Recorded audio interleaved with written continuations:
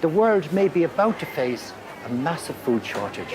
Even when food production is increasing rapidly, there will still be many households that do not have access to that food. 800 million people who go to bed hungry at night. 1 in 5 in the U.S. struggling with hunger. They say more than 1 million children in the Philippines are at risk of malnutrition. Didn't have the resources to treat the many people arriving from Central African Republic suffering from malnutrition.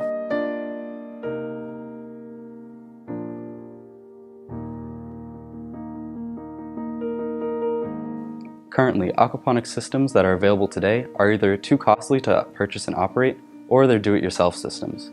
Ours is the first to be analyzed from an engineering perspective at this scale. The idea behind aquaponics is to combine aquaculture, the growing of fish, with hydroponics, the growing of plants without soil. The fish waste provides the nutrients for the plants, while the plants support the fish. One study has shown that aquaponics is 10 times more productive than conventional farming methods. Using advanced engineering tools is an innovative way of significantly decreasing the operational costs of aquaponic systems.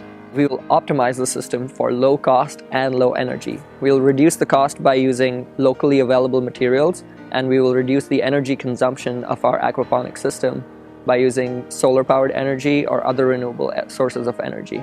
By using this design, we're able to produce a product that's more affordable for consumers here, and we're going to use a portion of those profits to implement systems in communities abroad where they need it most but can't afford their own.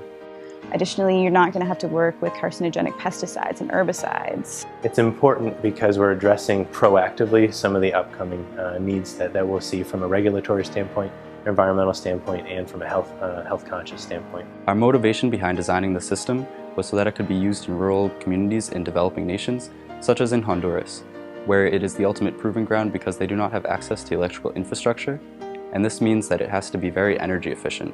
We are very excited to be working with our first NGO partner, Project Eden Adelante.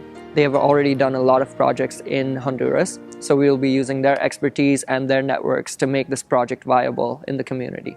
I'm excited about the project that the engineers are building because we can't reach out to these remote villages around San Francisco, De La Paz, and the amount of poverty and malnutrition out there is absolutely profound.